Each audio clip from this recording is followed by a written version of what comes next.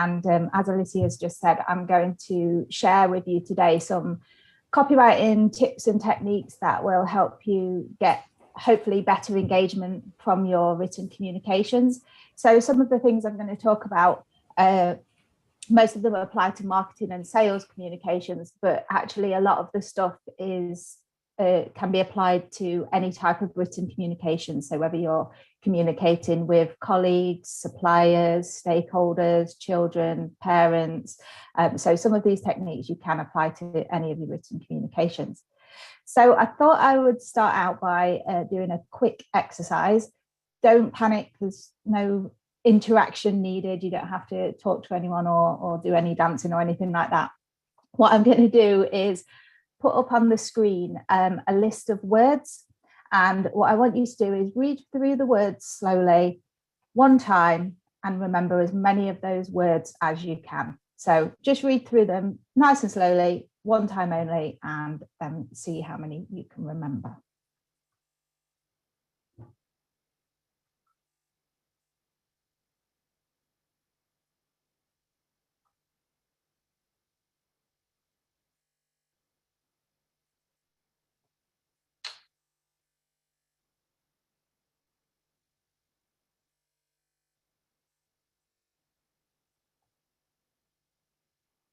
Okay, so what I want you to do now is just jot down what were the first 5 words, which word appeared more than once, what was the film title in the list, and what were the last 3 words.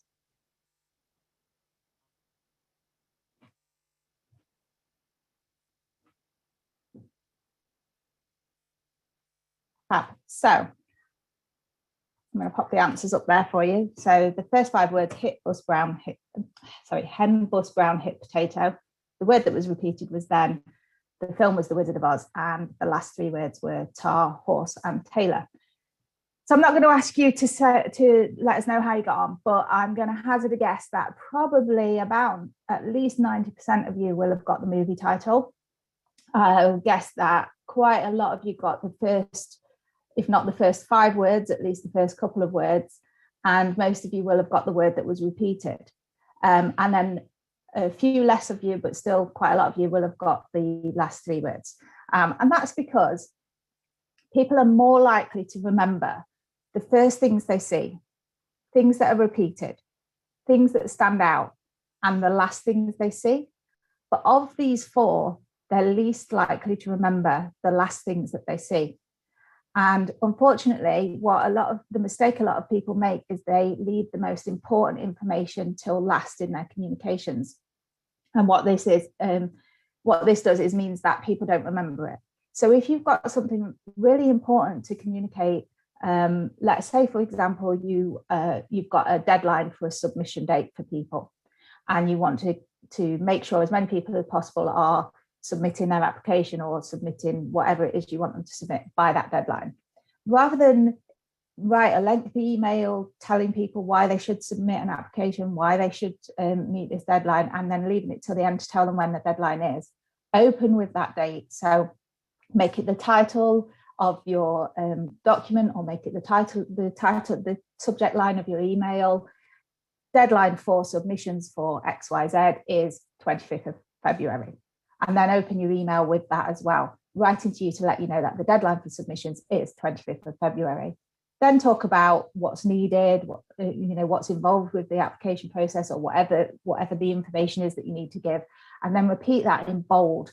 So don't forget, you can submit your application here, must be done by 25th of February. So repeat that information, and then again repeat it at the end, because then people are more likely to remember that, and it's more likely to sink in that this is an important deadline that they've got to meet.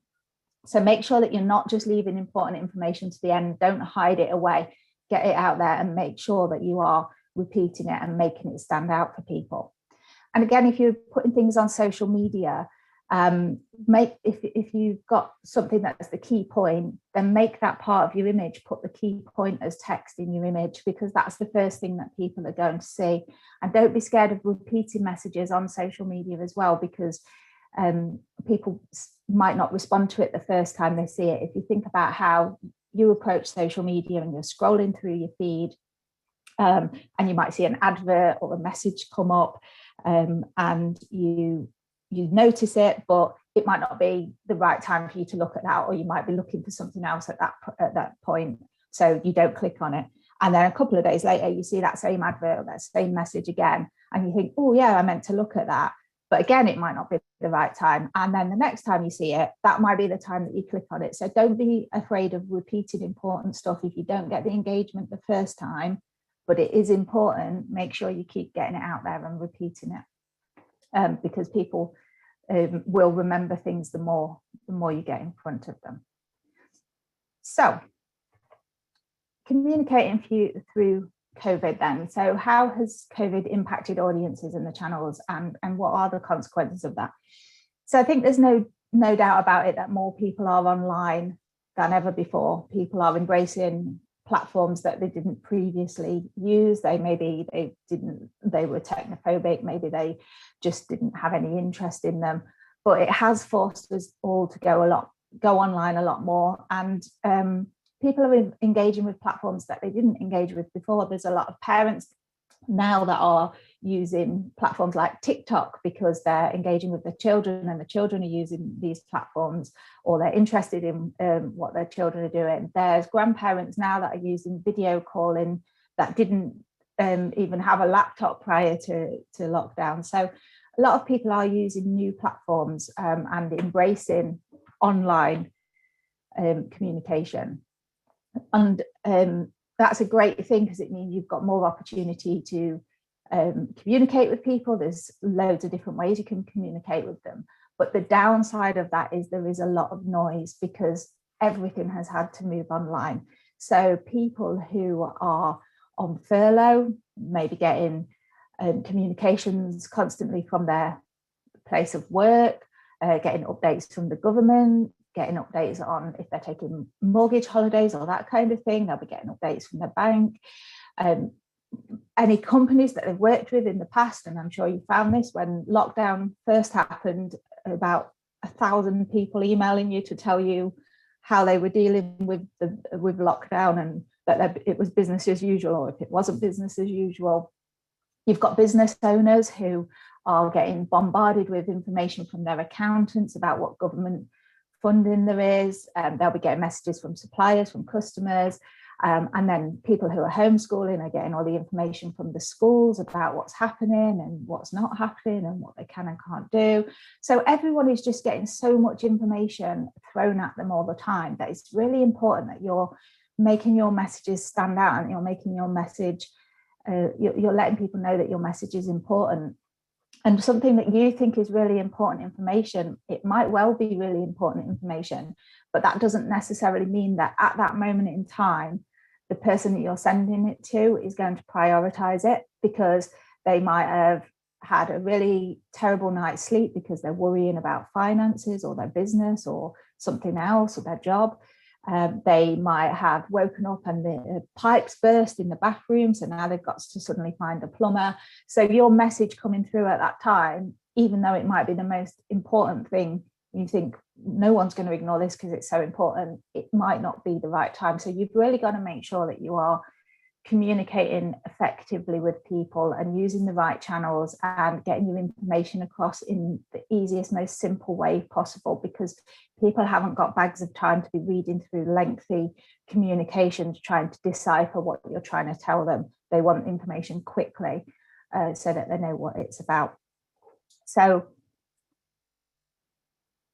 on that note, for every communication that you're sending, whether it's internal, external, whether it's to colleagues or suppliers or parents or children, or just if you're putting stuff out online, really think about what is the purpose of that comms, what is the purpose of that communication. Are you trying to inform? Are you trying to communicate a change? Are you trying to raise awareness of something? So what is the purpose of that communication? Why are you sending it, and why should someone read that communication? If you've got this in mind when you start writing that communication, then you're more likely to stay on track, and you're more likely to keep it to the point, and you're more likely to get across the message that you're trying to communicate. So if it's a blog post, what is the purpose of that blog post? Do you want to give someone advice? Do you want to inform them of something? Do you want to update them on what's happening? Do you want to give them some information around the processes? Are you trying to promote your organization? Are you trying to promote the benefits of what you do? What is it that you're trying to communicate in that comms? The next thing you need to think about are what are the most important points. So what is the key thing that you want people to remember after they have read that communication? Now, if it's an email, try and stick to one point because you don't want to make your email too lengthy. But with anything, try and stick to a maximum of 3 points. And the reason being is our brains remember things in patterns. That's how we remember things. And 3 is the easiest pattern for us to remember. It's the smallest pattern that there is. And so you will have noticed this a lot in communications. There's a kind of a rule in writing called the rule of 3, where you try and stick to 3 points. So you'll notice there's 3 points on my slide there. And if you think of some of the most well-known phrases and sayings, marketing strap lines that people use, there's usually 3 points. So snap, crackle and pop, work, rest and play. If you think of what the government's doing, the hands, face, space. If you go on the train, you'll hear them with their see it, say it, sort it phrase. So 3 things is the easiest for us to remember. So try not to bombard people with too much information. And if you're doing marketing communications and you're trying to promote the benefits, try and stick to 3 key benefits because people will be more likely to remember those 3 things than if you try and give them too many things. If you're giving people instructions, try and put it down to 3 instructions because it's easier for us to remember 3 things. You can try this with your children as well. Give them 3 jobs to do through the day. One of my time management techniques, my organizational techniques, is I pick 3 things that are absolute priorities for the day. My to-do list is usually about 1,000 things long, but I'll pick the 3 things that are urgent that day. And as long as I tick off those 3 things, then I feel like I've achieved my day. So use the rule of 3 in your communications, but you can also use it in other ways as well. And then finally, what do you want people to do after reading that communication? Do you need them to submit information? Do you want them to request information from you? Do you want them to give you some details? Do you want them to follow you on Facebook? Do you want them to make an inquiry? Do you want them to book an appointment? What is it that you want people to do when they've read that communication? It might just be a case of you want them to read more. So it might be you're sending something out and you can find out more information here. So the action that you want them to take is to go and find more information. But think about what it is you want people to do after reading that communication. Because if you've got that in mind, again, it's going to make it easier for you to communicate that, and you're more likely to get the result that you're looking for because you've got that in the back of your mind when you're writing your communications. So every communication that you send out, make sure you're asking yourself those 3 questions. What is the purpose of this communication? What is it that I want to get across in this communication? What are the most important points or the most important point? And what do you want people to do after reading the communication? So I'm going to talk now a little bit about some writing techniques that you can use to help you get your message across in a more clear and concise way. So my biggest piece of advice is to always make it about the reader. Think about them. Why should they read this communication? What is in it for them? It might be the most interesting thing in the world to you, but is it going to be of interest to the person that you're sending it to? The biggest sin in copywriting, and the thing that I see on so many websites, is what I like to refer to as weeing on your clients. So it's where it's overuse of the word we or I.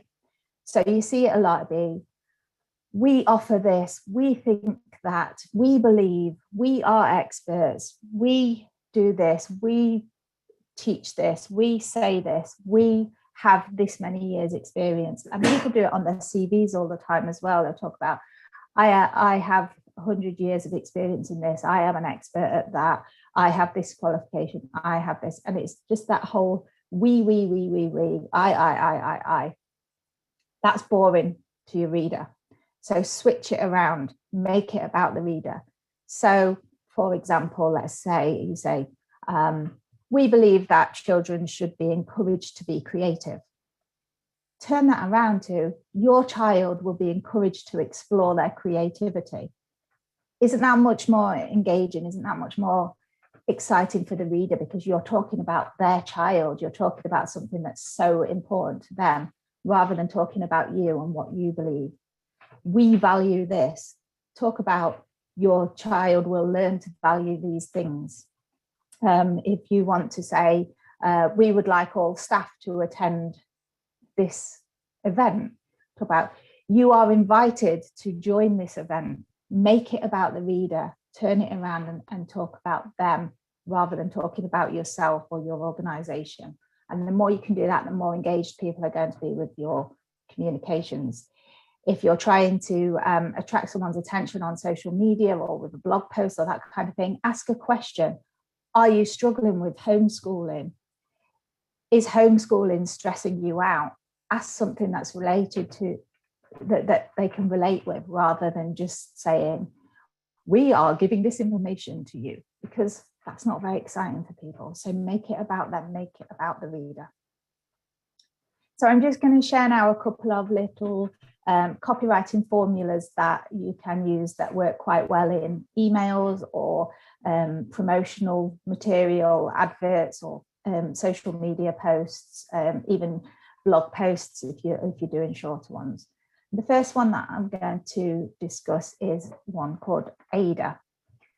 So the letters you can see stand for attention, interest, desire, and action. So the first thing you want to do is grab people's attention.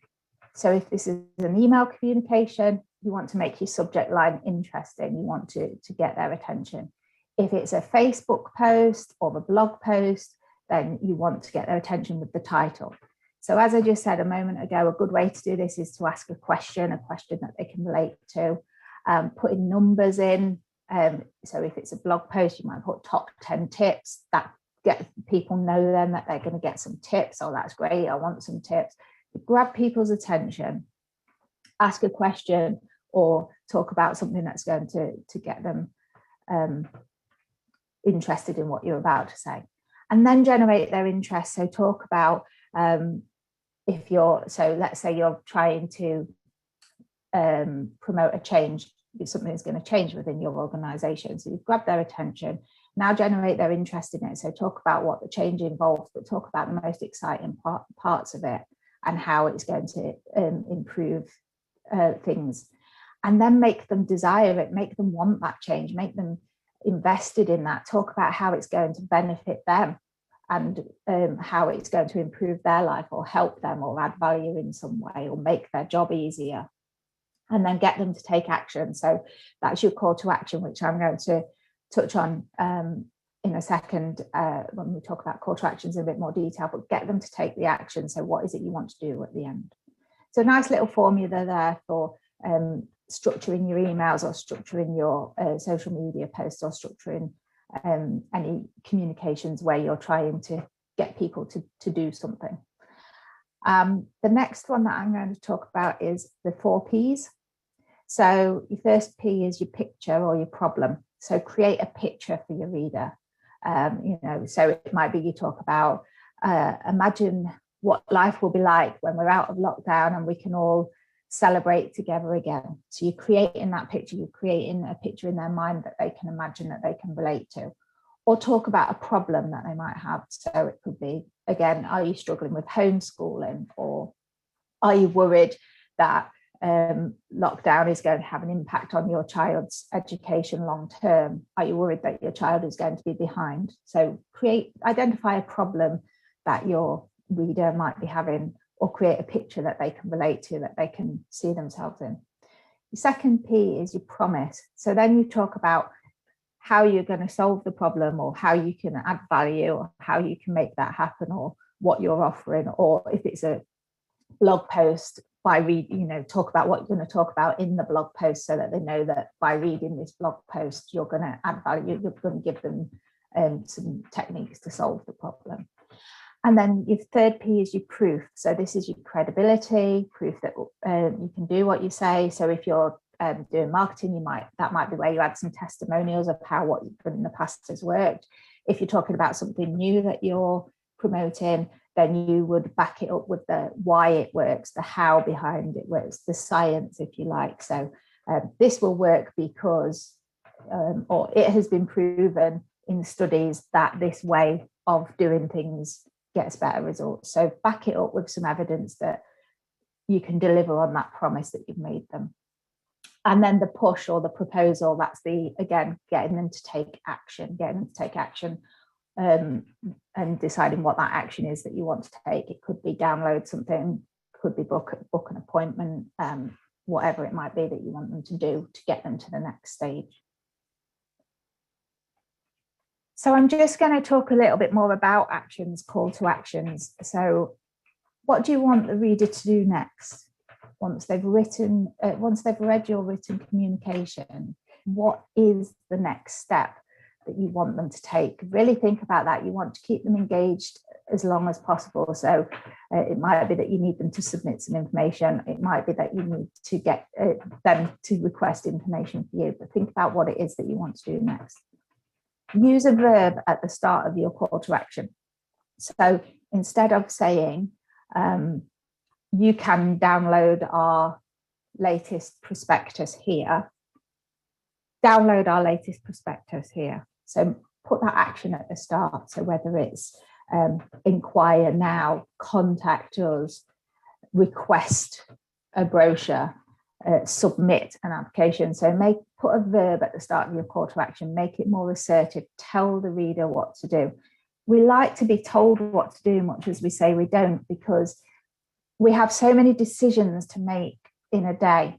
And if you think about it, you're making decisions all the time, consciously or subconsciously. Or, should I make a coffee now, or shall I wait until I've just done this email? Or, you're constantly making decisions throughout your day. And if you put a strong call to action, if you tell people what to do next, you're making that decision easier. They're either going to take the action or they're not. So if you think about, if someone says to you, what do you want for dinner tonight? That sometimes can feel like the hardest question in the world, because there's just so much choice and it's overwhelming to just pick, suddenly I've got to pick one thing for dinner. Whereas if someone says, do you want pizza or pasta for dinner tonight? Then that's an easier decision for us to make, because we've got a choice there of two things and we could pick one or the other. And it's the same with putting a call to action in, rather than just ending your communication and leaving it hanging, which then leaves the reader with a decision of, oh, what shall I do next? And then they've got so many options of what they should do next. Make it easier for them, make that decision easier for them by giving them a choice of two things. They can either click on whatever it is, the download now, or submit or reply, or they can choose to do something else.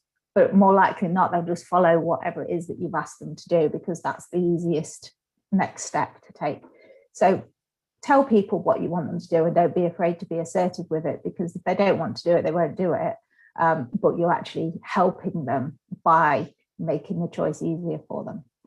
And then make it as easy as possible to take action. So the easier the possible. So if you want them to download something, make it a clickable link that will just download it for them. If you want them to visit a website, or if you want them to view some information online, make it a clickable link, put it in there for them so they haven't got to type out an email address. If you want them to call you, if you call us if you need this or that or whatever, put your number in. Don't make them have to go to your website and try and find the phone number, or dig through loads of communications to try and find the right phone number to call. Put that number there for them so that it's easy for them to take the action. It's in front of them.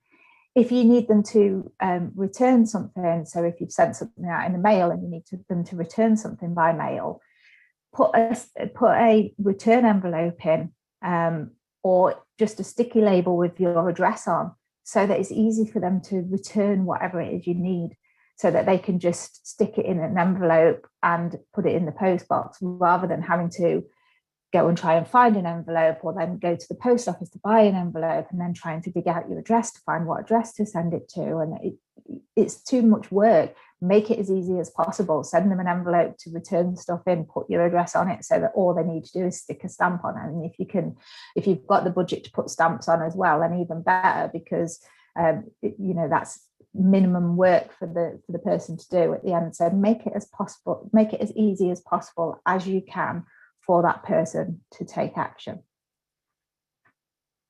So just a few tips there for writing. I know I'm probably rushing through this quite quickly, but I believe this is being recorded. And if not, you can get in touch with me if you've got any questions or you want me to go over anything again. The next step is editing. So a lot of people skip this step. They write something and they think, yeah, that sounds great, and they send it off. But for me, editing is probably the most important part of the process, because this is where you can really perfect your written communication. So if it's a blog post, or if it's website copy, or if it's an important documentation, or if it's some helpful advice, or something that you're putting out there, even an email, you can do a bit of editing work on to improve it. But don't just rush to send stuff out. Spend time on the editing process, because it is really important. So I'm just going to show you my favorite example of how a bit of editing can improve a communication.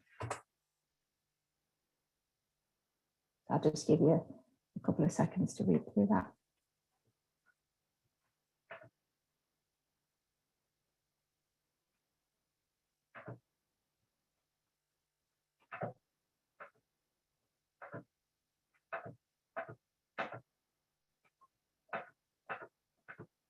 So as you can see, there's nothing wrong with the first version grammatically, and it makes sense and the message is there. But as soon as you take those extra words out, it just makes that piece of text so much stronger. It makes it more concise, it makes it more assertive, it makes the writer sound more confident in what they're saying, and it's less for us to read as a reader, so it makes it easier for us to take the information in.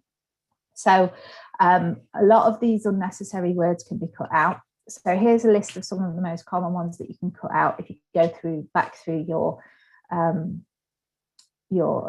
communications, you'll find you can cut a lot of these words out without it actually changing the sentence that much.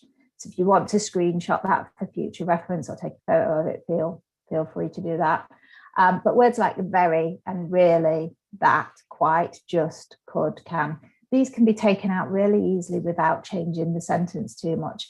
And we use these words a lot to soften the blow a bit. So how many times have you emailed people, you put, I was just wondering, because you don't want to sound too aggressive in your communication, but actually, you're making it sound not important. If you need something, I was just wondering when you were going to get this information to me. You're almost apologizing for pestering them, which makes them not feel like it's that important. Whereas if you put, can you let me know when you will get this information to me? That's much more assertive. So just be more assertive in your writing, and taking these words out can help you do that.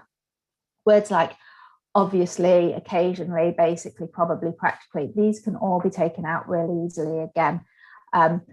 If you start a sentence with, obviously, we feel that. Now, if it's obvious, why do you need to tell me? And if it's not obvious, by telling me it's obvious, you're making me feel stupid, because it might not have been obvious to me. So, if you say something like, obviously in Spain, they take a siesta every day. Well, that might be obvious to you because you lived in Spain for a while, but that might not be obvious to other people who have never been to Spain and don't know that information. So using words like obviously, occasionally, basically, probably, these words aren't necessary in your writing. We use them a lot in speech because they soften what we're going to say, and the way we talk is a lot different to the way we write. But you can actually cut a lot of these out of your writing without it making too much difference to the messaging. So I'm just going to give you another example. So straight away, I would say most of you are going to be drawn to the right-hand side of the page because there's less words there. And we like things to be easy. We like things to be simple and quick. We want information quickly. If we, some people will be prepared to read a whole book on a subject if it's of interest to them. But if you're just trying to get some information across to someone that is not their passion, is not the thing that they're most interested in, and you want to get it across to them as quickly as possible. So I'm not going to read it all out. You can see for yourselves where the changes are, but let's take even the title, for example. So make sure you aren't making these mistakes in your when you write your copy, compared to avoid these 5 common copywriting mistakes. It's just much more assertive. It's less words and it gets straight to the point. Again, that first sentence of not writing for your audience. So rather than, it's always really important to make sure that you know who your target audience is before you start writing. Understand who your target audience is before you start to write. Again, much more concise, much more assertive, straight to the point, and the message is the same. And I've just took out all those unnecessary words. I've put that command verb at the start, so it's more assertive and confident in the writing, which gives the reader more confidence in you as well. So the thing to remember with marketing communications is you're not writing for your English teacher, although you might be writing for English teachers, but it's not about being correct necessarily in your grammar. It's about getting your message across as quickly and concisely as possible in a way that people understand. So you don't want flowery language. You're not Jane Austen. If you're trying to give someone information quickly, then give it to them quickly. Make it simple. Make the language as easy as possible to understand. Don't fill it full of jargon that people have to Google every second word that you've put in because they don't understand it, because then nobody's going to engage with that. We want to be able to understand things quickly. So unless you're writing for other academics, don't write in an academic way. Write in a way that people are going to engage with, that people are interested in. So and I'm just conscious we have got a little bit of time, so I do want to see if anyone has got any questions, or if anyone wants me to go back over anything I've just said. But just quickly, if you do want to get in touch, my company is Make Your Copy Count. My website is there. That's my book. It's on Amazon, so if you look for that cover. And if you want to follow me on LinkedIn, I'm Lisa Slater, and that's the picture you need to look for. That's what I look like on LinkedIn. So yeah, that's me. So does anyone have any questions? I don't know. I'm very conscious now, Lisa. Thank you for that. I'm conscious that probably 60% of what I'm going to say now is words that you've just told us not to use when we're writing. I did look at that list and feel a bit disheartened, but then I thought, as long as I'm allowed to use them in speech, maybe I'll be okay. So that's absolutely fantastic. Thank you for that. And I know it's very hard to